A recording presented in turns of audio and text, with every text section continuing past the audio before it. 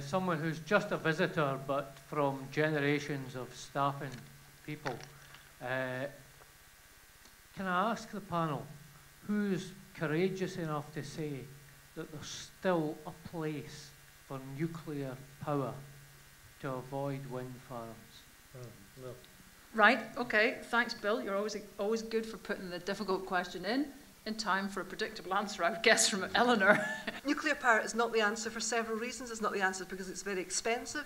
It's not the answer because it's not carbon neutral, because if you look at the carbon that's the whole life of the nuclear power station, the carbon in construction and in decommissioning is phenomenal. It's not the answer because usable uranium is going to run out just as surely as oil is. I've heard varying examples from 3 years to 30 years, depending on how quickly China comes on stream with all its proposals for nuclear power stations, and we haven't solved the waste problem. And that seems good enough reasons to me for forgetting nuclear. And besides, it won't solve anything in the short term, because if we did decide to build another one, it would be about 20 years by the time we get through the public inquiry and so on. Can I just assume that Jamie's attempt to interrupt there was because you do want to support nuclear?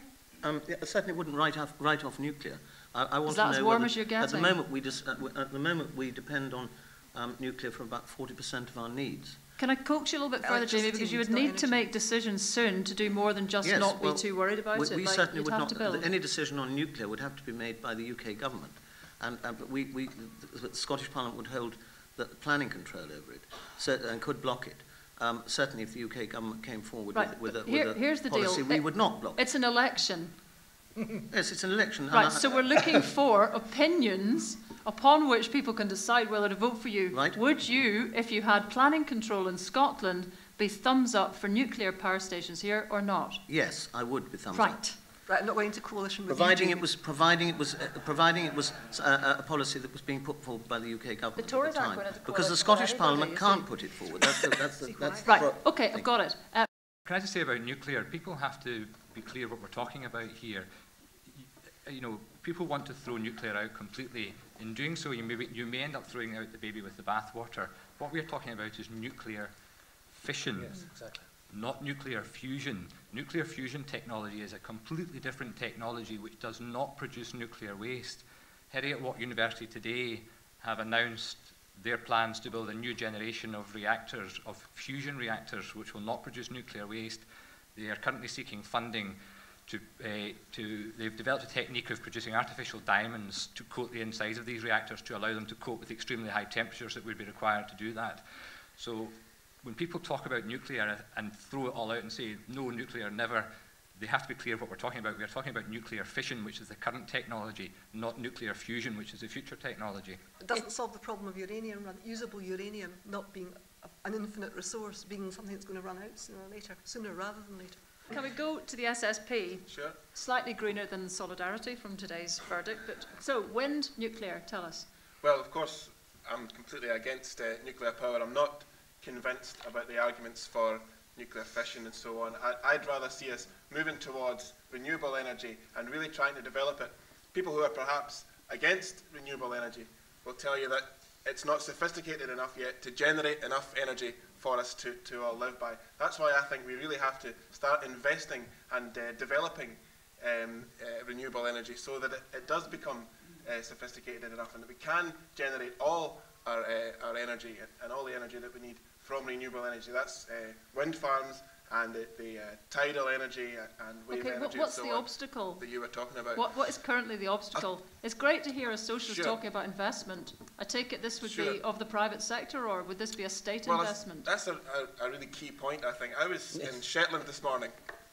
I've been in Shetland for a few days. Yeah, indeed. And I'm still looking fresh-faced, as you said. From it. Or not so. He's a bit cocky, isn't he? Well, and Shetland at the moment, I don't know if you know, they are planning to build the biggest wind farm in the whole of Britain, and it's going to be 160 to 180 propellers, and they're going to be 150 metres high each. It's an absolutely massive project that they're planning.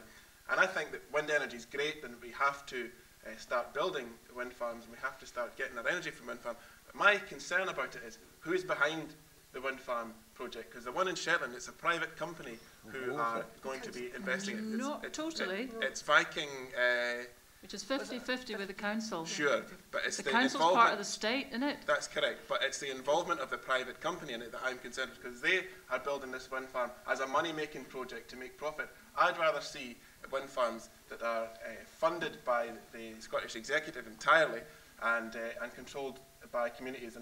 And we were hearing about how that's happened in places already. It's actually happened quite a lot across Europe, and in places like the Basque Country, community-owned wind farms are generating people's energy. And lastly, I want to say about this, that this Viking mob in Shetland who are behind this wind farm, were getting quizzed by the public in the local paper. And one of the members of the public said to them, look, said, you know, if we're going to be generating all of this energy on Shetland, why can't we have a situation where people in Shetland get their energy for free? And the chap said, well, you know, that's just a silly suggestion. And I don't think it is silly. I think that as well as reducing pollution, renewable energy can be a real step towards tackling fuel poverty and making sure that people get their energy for a much lower price and, if possible, for free. And I don't think that's too much to ask.